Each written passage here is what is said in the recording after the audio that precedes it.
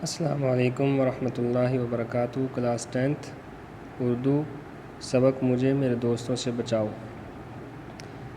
سبق کے اندر سب سے پہلے ہم اس کا خلاصہ دیکھیں گے۔ ریڈنگ آپ نے خود کرنی، میں آپ کو خلاصہ بتلاتا ہوں۔ خلاصے کو اچھے طریقے سے ایک کہانی کے طور پہ آپ نے مصنف سجاد حیدر یلدرم کہتے ہیں کہ ایک دن دلی کے چاندنی چوک میں ایک فقیر اپنی غریب الوطنی اور دوست نہ ہونے کی شکایت کرتے ہوئے نظر آیا۔ بظاہر تو وہ موٹا تازہ اور ایک حد تک خوبصورت تھا، مگر بدمعاشی نے اس کی صورت مسخ کر دی تھی۔ فقیر تو اپنا قصہ کہہ کر آگے بڑھ گیا، لیکن مجھے خود تعجب ہوا کہ اکثر امور میں وہ مجھ سے بہتر لگتا ہے۔ میں نے سوچا کہ جسے وہ مصیبت خیال کرتا ہے وہی میرے حق میں تو نعمت ہے۔ وہ حسرت سے کہتا ہے کہ میرا کوئی دوست نہیں، اور میں حسرت سے کہتا ہوں کہ میرے اتنے زیادہ دوست ہیں۔ میں نے سوچا کہ فقیر کا کوئی دوست نہیں جو میرے دوستوں کی طرح اسے دن بھر میں 5 منٹ کی بھی فرصت نہ دے۔ تو اس کے لیے یہ غنیمت ہے۔ میرا ایک دوست ہے جو راستے میں ملے گا اور کہے گا، بھائی جان میں تمہیں پرانی دوستی کا واسطہ دیتا ہوں، مجھے اس وقت ضرورت ہے، تھوڑا سا روپیہ پیسہ دے دو، یعنی قرض مانگے گا۔ کیا فقیر کے دوست اسے وقت بے وقت دعوتوں اور جلسوں میں کھینچ کر نہیں لے جاتے؟ کیا اسے دوستوں کے خطوں کا جواب نہیں دینا پڑتا؟ کیا اس کے دوست کی تصنیف کی ہوئی کتاب نہیں جس پر اسے رائے کا اظہار کرنا پڑے؟ کیا اسے دوستوں کے ہاں ملاقات کو نہیں جانا پڑتا؟ اگر نہیں تو خدا جانے وہ کون سی نعمت چاہتا ہے۔ میں دوستوں کو برا نہیں کہتا، وہ میرے خیر طلب ہیں، میری اچھائی ہی چاہتے ہیں، میری بھلائی ہی چاہتے ہیں، وہ مجھے فائدہ پہنچانا چاہتے ہیں، مگر مجھے نقصان ہو جاتا ہے۔ میں یہ کہے بغیر نہیں رہ سکتا کہ آج تک میرے سامنے کوئی یہ ثابت نہ کر سکا کہ احباب کے دائرے کو وسیع کرنے سے کیا فائدہ۔ میں تو یہاں تک کہتا ہوں کہ اگر دنیا میں کچھ کام کرنا ہے اور باتوں میں عمر نہیں گزارنی تو بعض نہایت عزیز دوستوں کو چھوڑنا پڑے گا۔ مثلا میرے دوست احمد مرزا ہیں اور ان کا آنا بھونچال سے کم نہیں۔ جب وہ آتے ہیں تو میں کہتا ہوں کوئی آ رہا ہے، قیامت نہیں۔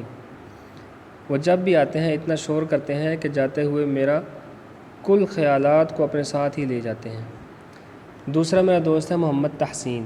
ان کے پاس باتیں کرنے کے سوا اپنی بیوی اور بچوں کی باتیں اور ان کی بیماری کے بارے میں اور کوئی بات نہیں ہوتی۔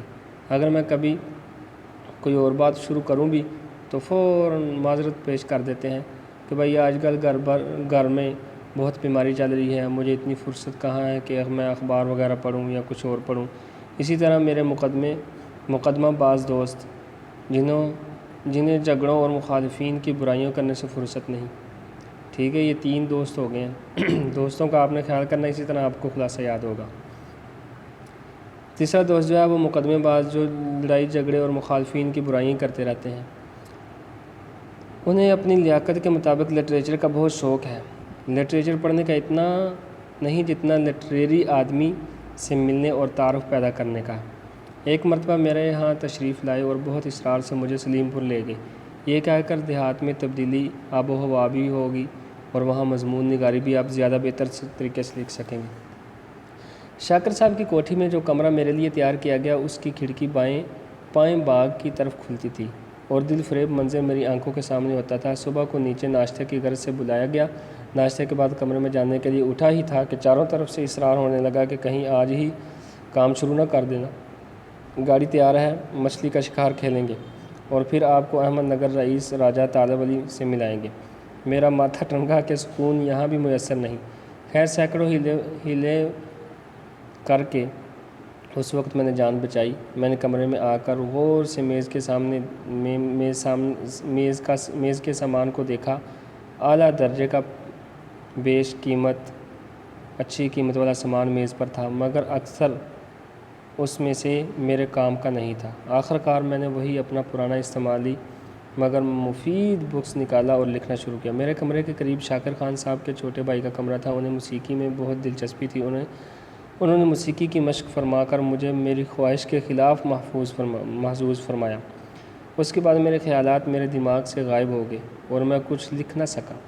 پھر خیالات کے سلسلے کو موڑنے کی کوشش کی، مضمون لکھنے پڑھنا تو شاکر خان صاحب نے نیچے بلا لیا۔ اس مرتبہ انہوں نے اپنے دوست راجہ طالب علی صاحب سے میرا تعارف کرایا۔ میں اس عربی گھوڑے کی مانند تھا جو ہر دوست کو استبل سے منگا کر دکھایا جاتا ہے۔ ان کے دوست سے نجات پا کر اپنے کمرے میں آیا تو طبیعت اچاڑ ہو گئی تھی۔ ہزار کوشش کے بعد لکھنا شروع کیا۔ خوش قسمتی سے آدھا گھنٹہ ایسا ملا کہ کوئی آیا گیا نہیں۔ دروازے پر دستخط ہوئی، دریافت کیا تو پتہ چلا کہ سرکار نیچے بلاتے ہیں۔ کھانے کے بعد میزبان صاحب فرماتے ہیں کہ سپہر کو تمہاری گاڑی میں چلنا ہوگا۔ میں تمہیں اس واسطے نہیں لایا کہ دماغی کام کر کے اپنی صحت خراب کر لو۔ واپس کمرے میں آ کر تھوڑی دیر لیٹ گیا۔ تیسرے پہر اٹھا تو دماغ بہت صحیح پایا۔ خوش اٹھ کر میز پر گیا اور لکھنا چاہتا تھا، پھر وہی دستک۔ نوکر اطلاع دیتا ہے کہ گاڑی تیار ہے۔ میں فوراً نیچے جاتا ہوں تو پہلا فقرہ جو میزبان صاحب کہتے ہیں، آج تو دستے کے دستے لکھ ڈالے۔ میں سچی بات کہوں کہ کچھ بھی نہیں لکھا تو وہ ہنس کے جواب دیتے ہیں کہ آخر اس قدر کسر نفسی کی کیا ضرورت ہے۔ شام کو واپس آئے، سوتے وقت اپنے دن بھر کا کام دیکھتا ہوں تو ایک صفحے سے زیادہ نہیں، وہ بھی بے ربط و بے سلسلہ۔ غصے میں آ کر اسے پھاڑ دیتا ہوں اور دوسرے روز اپنے میزبان کو ناراض کر کے اپنے گھر واپس چلا جاتا ہوں۔ میں نہ شکر اور احسان فراموش کہا جاؤں گا، مگر میں مجبور ہوں اس عزیز اور مہربان دوست کو بھی چھوڑ دوں گا۔ میں نے ذرا تفصیل سے ان کا حال بیان کیا، مگر یہ نہ سوچنا کہ احباب کی فہرست ختم ہو گئی ہے۔ ابھی بہت سے باقی ہیں۔ ایک صاحب ہیں جو ہمیشہ قرض مانگنے کے لیے آتے ہیں۔ ایک صاحب ہیں جو ہمیشہ اس وقت آتے ہیں جب میں باہر جانے والا ہوتا ہوں۔ ایک صاحب ہیں جو ہمیشہ میری دعوت کرنے کا سوچتے رہتے ہیں پر کبھی کی نہیں ہے۔ ایک دوست ہیں جو آتے ہی سوالات کی بوچھار شروع کر دیتے ہیں اور جب جواب دیا جائے تو سنتے نہیں۔ یہ سب میری عنایت فرما اور طلب خیر، میری بھلائی چاہنے والے ہیں، مگر اپنی طبیعت کا کیا کروں؟ صاف کہتا ہوں کہ ان میں سے ایک سے کہہ سکتا ہوں، ہر ایک سے کہہ سکتا ہوں، مجھ پہ احسان جو نہ کرتے تو احسان ہوتا۔ یہ مختصر خلاصہ تھا جو میں نے آپ کو بتلایا، اس کو آپ نے اچھے طریقے سے یاد کر لینا۔